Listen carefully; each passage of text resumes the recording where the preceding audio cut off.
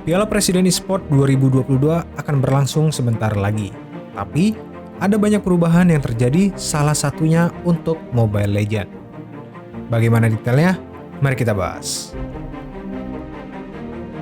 Ya, sebagai turnamen non-publisher terbesar tanah air, Piala Presiden Esports 2022 nantinya akan memilih 3 macam skema kualifikasi. Mulai dari kualifikasi regional, kualifikasi terbuka, dan kualifikasi tertutup untuk menuju ke main event atau babak playoff-nya. Namun, kalau kita melihat lebih teliti, ternyata ada yang berbeda di Piala Presiden Esports 2022. Seperti yang kita tahu, di Piala Presiden Esports 2021, ada 7 game yang dipertandingkan, seperti Free Fire, Mobile Legends, PUBG Mobile, eFootball PES 2021, dan 3 game lokal seperti Lokapala, Battle of Satria Dewa, dan juga Speed Chess dari MPL.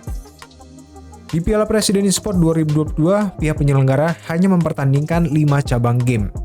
5 cabang game tersebut adalah Mobile Legends, Free Fire, Lokapala, dan Battle of Satria Dewa. Sedangkan, untuk satu judul lagi akan masuk melalui sistem pengajuan. Maksudnya, penyelenggara masih membuka pengajuan game lokal untuk dipertandingkan di Piala Presiden Esports 2022. Namun, sampai video ini tayang, masih belum terjawab judul game apa yang dipertandingkan. Jadi, untuk PUBG Mobile dan eFootball PES 2021 akan absen di Piala Presiden Esports 2022. Untuk alasan PUBG Mobile nggak ada di gelaran kali ini, dilansir dari Revival TV, Ketua Pelaksana Piala Presiden Esports 2022, yaitu Rangga Danu Prasetyo, mengungkapkan, untuk pemilihan game populer, kita memilih game atau game publisher yang emang mensupport ekosistem di Indonesia, khususnya yang emang membangun dan berkolaborasi bersama-sama. Jadi, tidak hanya mementingkan untuk kegiatan internal ataupun turnamen mereka, tapi juga mensupport kegiatan-kegiatan lainnya yang diselenggarakan oleh pemerintah maupun pihak ketiga. Jadi, sementara, dua ini yang kita lihat emang mau diajak berkolaborasi. Mungkin kedepannya kita akan tambah baik di minggu depan ataupun 2 minggu lagi. Dari pernyataan di atas, nggak menutup kemungkinan PUBG Mobile akan hadir di minggu-minggu selanjutnya.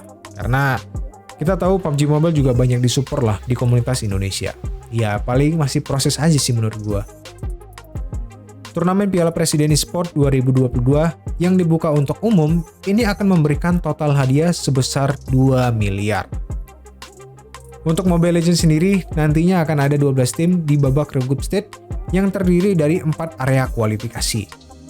Untuk di bagian ini, sebelumnya Piala Presiden Esports 2021 mencari 1 tim dari 6 regional.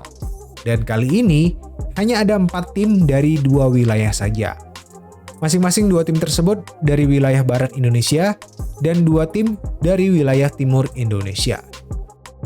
Selanjutnya, 2 tim dari Open Qualifier, dan 6 tim dari kualifikasi tertutup atau tim MPL. Tapi gue sendiri masih bertanya-tanya, untuk kualifikasi tertutup ini diambil dari MPL atau akan ada gabungan dari MPL dan MDL? Atau ya panitia punya pilihan sendiri untuk tim-tim yang dipilihnya? Karena ya kita juga nggak tahu nih mekanismenya gimana dari kualifikasi tertutup. Selanjutnya dari 12 tim ini pun akan bertanding di babak group stage untuk menentukan 8 tim yang maju ke fase main event. Khusus untuk Mobile Legends, tim yang keluar sebagai pemenang di Piala Presiden Esports 2022 akan mewakili Indonesia di ajang ISF World Esports Championship 2022 yang akan berlangsung di bulan Desember mendatang. Jadi kesimpulan dari bagian Mobile Legends ini menurut gua ya, pihak penyelenggara ini lebih mementingkan tim-tim profesional untuk menjadi perwakilan Indonesia di ISF nanti. Tapi ya nggak menutup kemungkinan juga sih ya kan, untuk tim-tim komunitas bisa mendominasi ataupun menjadi juara di Piala Presiden kali ini. Nah, melihat ada perubahan yang cukup signifikan seperti game yang dipertandingkan dan babak kualifikasi untuk Mobile Legends, menurut kalian gimana nih dengan perubahan Piala Presiden Esports 2022? Mungkin kalian bisa berkomentar di bawah agar kita saling berdiskusi satu sama lain di situ. Like, share, dan subscribe jika kalian suka dengan konten gue kali ini dan tungguin konten-konten menarik lainnya. Bye!